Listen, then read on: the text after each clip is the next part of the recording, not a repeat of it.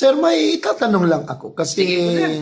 naku-confuse ako dito about sa generator or auxiliary engine. Yes, sir. Kalimitan kasi na na-encounter ko ay sinasabi sa mga AB na pag magbibira ng lubid, kailangan i-inform muna sila para ma-start yung additional generator because the generator na isa is not enough to use the mooring winch. Yes, sir.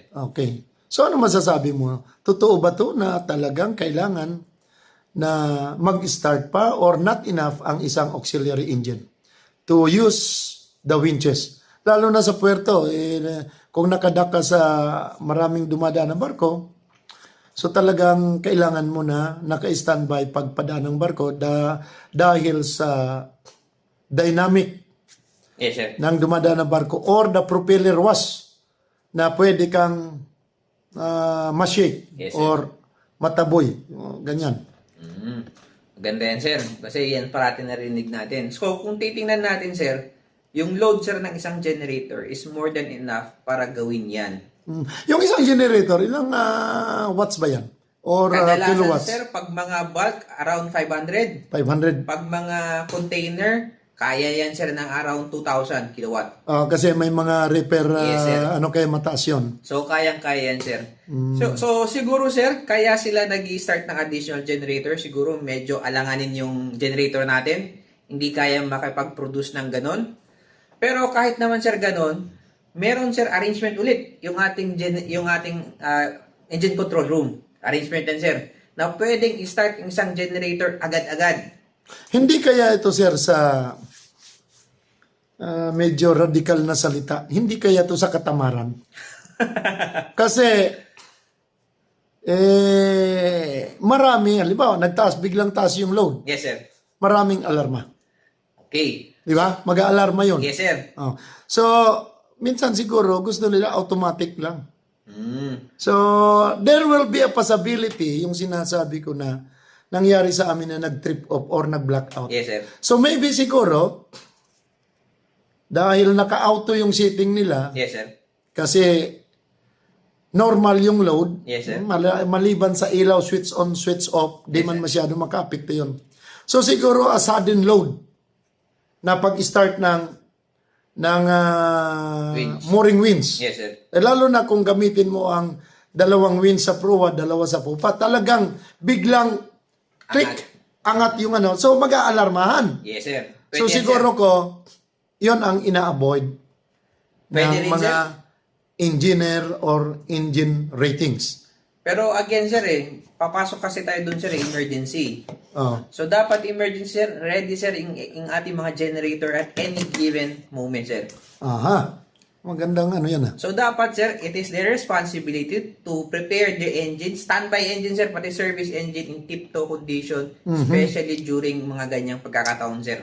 Hindi ba nasisira or magiging cost or causes na magkaroon depekto and natatakot yung mga ratings na trabaho na naman tayo dahil sa kagagawa na in-overload? Okay. So, marami kasi, sir, safety device pinited sa engine. Tulad, sir, ng tinatawag na preferential trip device. So, yan, sir, is kapag nag-overload, expected na isang generator mag-overload, mag-preferential trip yan, sir. Ano ibig sabihin, sir, ng preferential trip? Lahat, sir, ng mga unessential load, bibitawan niya. Aha. Aircon, reefer, ibang ventilation, ibang pump, bibitawan yan, sir. Magti-trip off yun. Yes, sir. Magti-trip off. May mechanism doon na naka-install. Yes, sir. Paano yung wala? Yung mga luma? Yun ang problema siguro. Hindi ko, ako, sir, personally, karamihan ng mga barko na nasa sampa ko medyo bago-bago eh. Kasi nasampa ako 28 years old. Yes, O sir. yun, siguro ko nung panahon, no? Oo, baka. Pero lahat, sir, ng nasampahan ko, lahat talaga may preferential, load. Load. So, sorry pala sa mga nanonood natin, no? Depende siguro yon sa construction of the Yes. ship.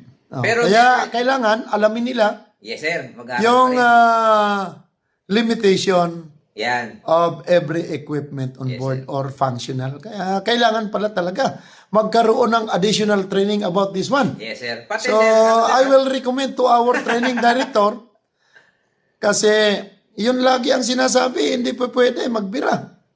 And sabi ko naman, as a captain, kailangan anytime Yes, sir. the power should supply or can supply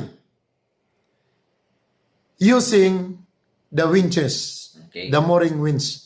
Pati sir pwede naman yan sir, gawan siya ng paraan eh. Kasi lahat sir, pwede gawan ng paraan yan. Tulad na ano sir, for example, sabihin natin na medyo luma na yung barko mo, defective, ayaw mag-start ng manual yung isang generator pag kailangan. So, paano sir gawan natin ng paraan yan? I-start na natin sir yung dalawa. Tapos, Aha. mag-increase na lang tayo ng load. Na tapos, pag biglang kailangan, ipara to, para yung load na natanggal, pwedeng i-cover niya yung load naman na sasaluin niya sa mga winches. I see. So, now arrangement I lang know. yan, sir. Dapat maging... So, pagbalik ko sa barko, hindi na ako makwentuhan ng mga yes, sir. taga-makina. Oo. So, Dapat maraming hanapan salamat. naman paraan, sir. Maraming salamat, Chief Engineer, for your clear explanation. So, thank you for watching. Sana may natutunan kayo sa aming conversation, a short conversation. Okay, sa mga issue na nangyayari on board. Yes, sir. Like,